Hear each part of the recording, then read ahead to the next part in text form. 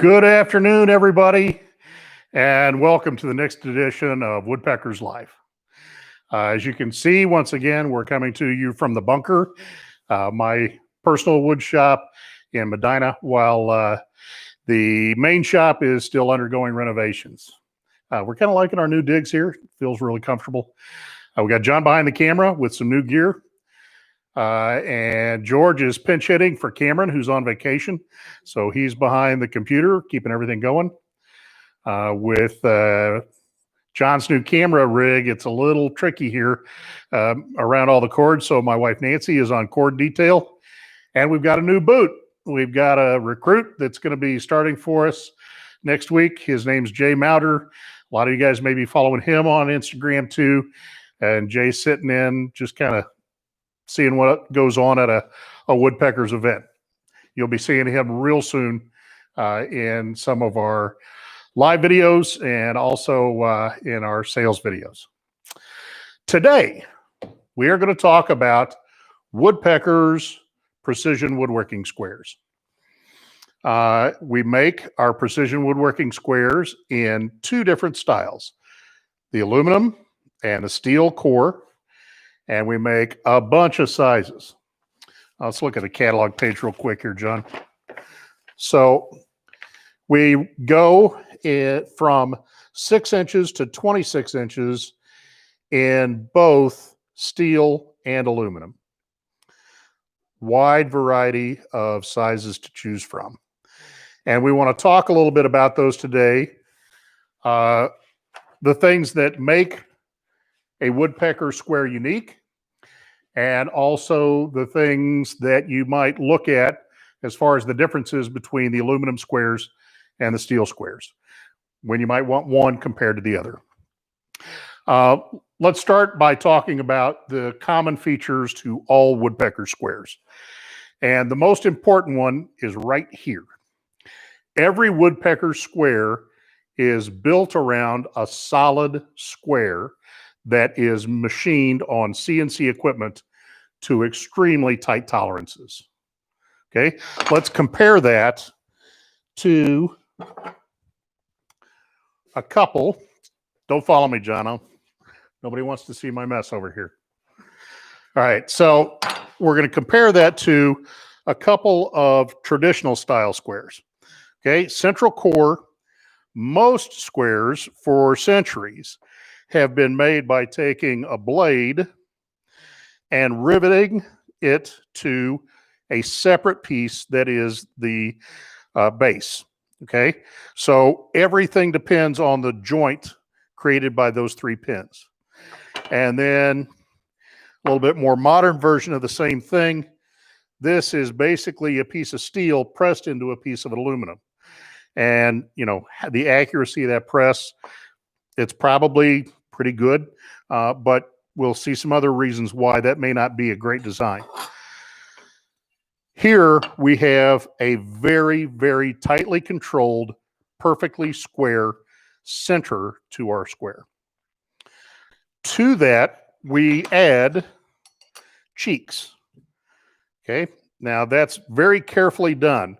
It kind of looks like they're just hanging on there, but if I take this is these pins are stainless steel, and the fit between the aluminum and the steel is what's called a press fit. I can't slide that on. The only way to get the aluminum onto that pin is with a very heavy-duty arbor press. Okay, that's very carefully controlled at the factory. So that central core keeps everything square, but we do want a cheek to that. So that's where we press those on. Now ours are a little bit different in that we take advantage of that central core to create a unique feature to our tool, which is common to both the aluminum and the steel. Most squares, when you bring it up and you try and do something, you have to have both hands or it does that. Okay, there's nothing to keep this square from falling. With a woodpecker square, the cheek is just 1/4 of an inch narrower than the central core, and so it sits there by itself. It has a perfect register. So it'll stay there all day long. And that feature is in both the steel and the aluminum squares. Okay? So those are the things that make them the same. Let's talk about the things that make them different. When would you want a red square versus a red and silver square? So let's talk about the red squares first. So what I really like about our aluminum squares is how thick the blade is. Okay. When I'm checking something like the inside corner of a piece, I love the feel of that big, heavy blade. I can feel when that's up against the wood just in my fingertips. Okay, very, very good feedback from that. Let's take a look at another example of the same kind of thing. I'm going to grab my biggie, my 2616, and I use a track saw quite a bit. And I want to show you how I go about setting up my MFT table. I'm going to take my 2616, bring it up against the rail, and it doesn't matter where my rail is set. I'm thick enough to hit it. I'm going to bring that up to my stop. Okay, and you can see that it's off quite a bit because everything's loose. Even though this is locked in where it says 0, there's still a lot of play in this. Okay, so I'm going to bring that up against the rail. Then I'm just going to keep it against there, squeeze the rail against it, clamp my head in place, then come out to this end, double check everything, and lock the outside clamp. Now, whoops, I missed it. That's what happens when you pay more attention to being on camera than you do to what you're doing. There we go. I'm going to get my microphone right down here so you can hear that. That's that beautiful sound that tells you that you are perfectly square.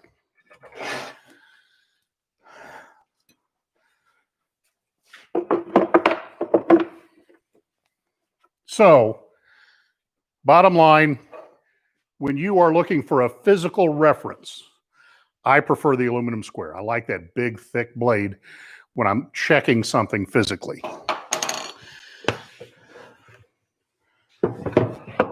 So, what about the steel squares? What we did with the steel square is we made that blade very, very thin. Okay? So now the scale that's printed on here is much easier to use than it is on the red squares. Okay, that blade is thin enough that there's no parallax viewing error between the calibrate or the graduations on the square and my stock. Then, since we wanted this to be a tool that you would rely on for layout work, we cut scribing guides in here. So let's say that I need a mark on my board 7 and 13/16 from the edge. All right, I don't have to try and get down and eyeball that, make 2 marks and put a straight edge across it. I'm just going to come up here, get some pencil lead out, find 7 and 13/16, drop it on there.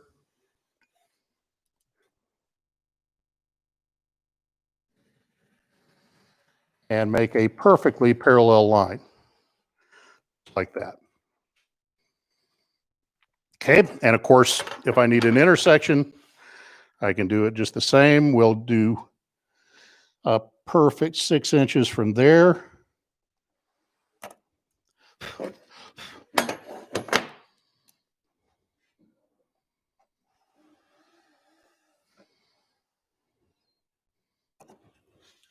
Okay, so the scribing guides are a fantastic feature. The scales are easy to read and they're right on top of the stock. So if you're looking for a layout tool, the steel squares are a better choice for you there. But the steel square also includes aluminum, the cheeks. And we have questions all the time on social media and through our customer service department. Why do you use aluminum for your squares? So I want to talk a little bit about that and why that is the best material for this job. So the aluminum that we use is called cast and ground jig and fixture plate. Now that's a really big name for that, but what it means is that the aluminum is very, very flat and completely stress-free. Now, what do I mean by stress-free? Okay, we're all woodworkers, so let's talk about white oak. I'm sure that you've taken not just white oak, but any kind of wood. Go to the table saw, start ripping it, and one of two things happens. It either pinches closed on the blade or it splits out. Okay, it's moving either out or in. Well, what you may not know is that metals do exactly the same thing. When you start machining metal, stress is relieved and it starts moving in weird ways, not always predictable.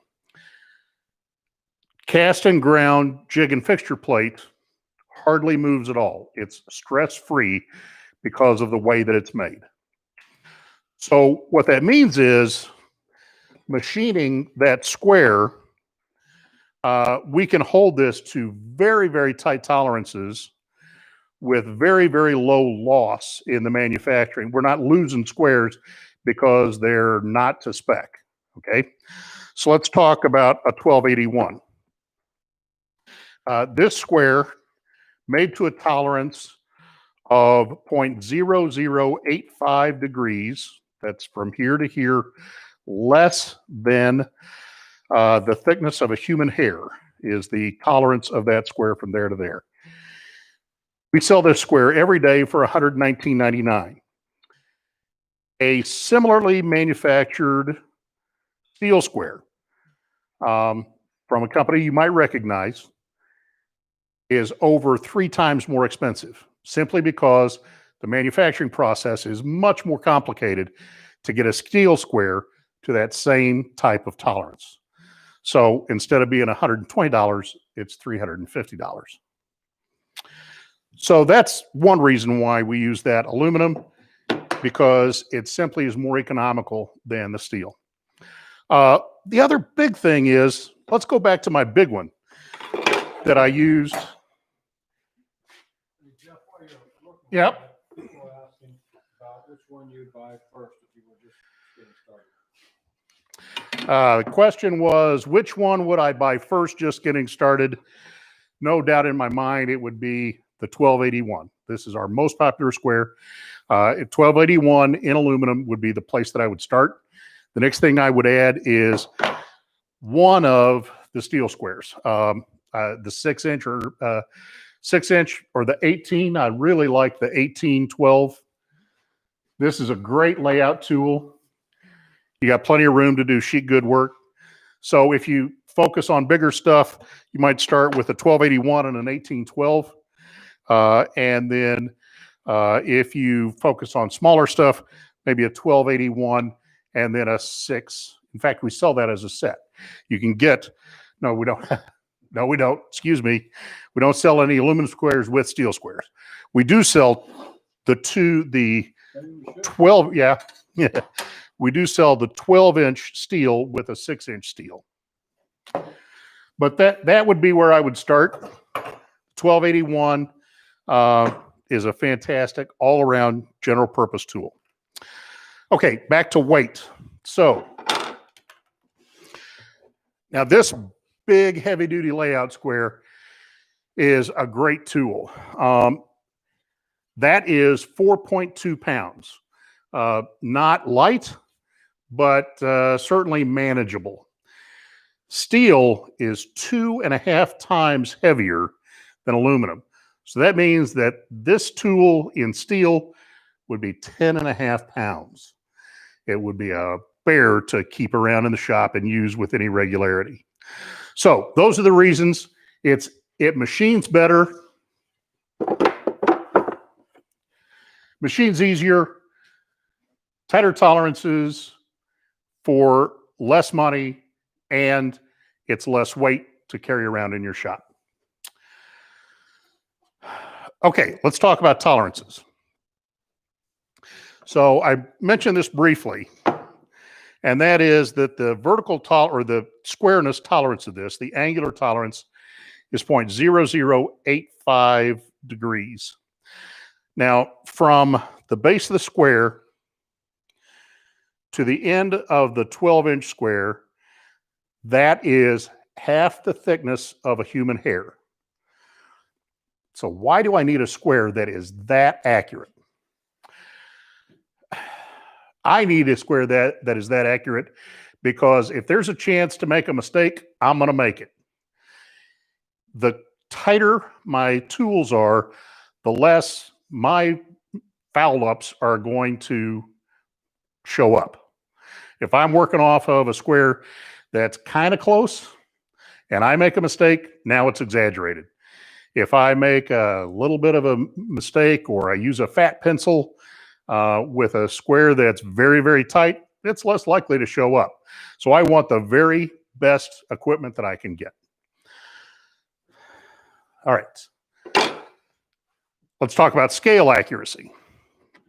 So I use a 0.7 millimeter mechanical pencil.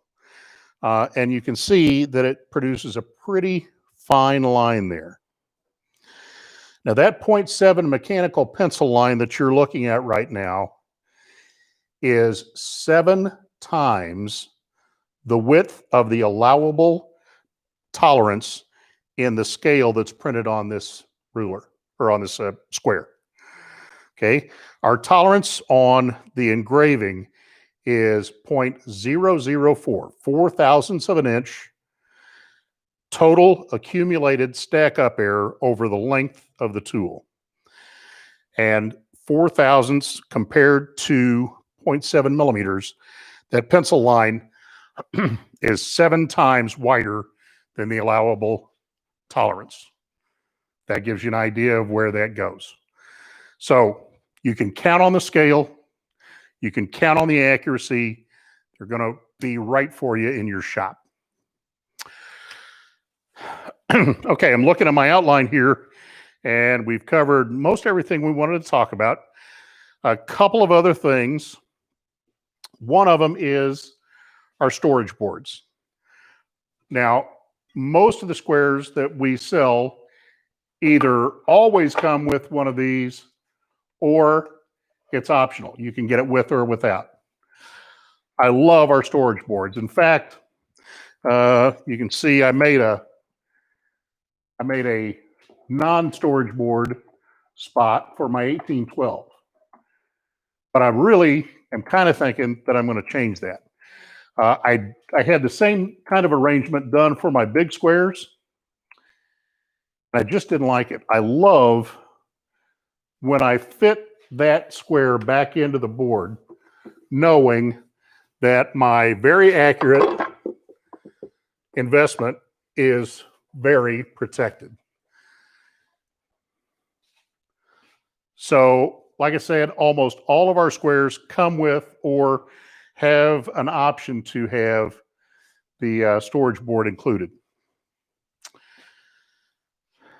Any other questions out there, George? Now, if I've been answering a few of them online for how to make purchases. Oh, that's a lot of excited people, but no, we've got answered all the questions. Great. Okay, so let's talk about something else that's new and exciting in Woodpeckers.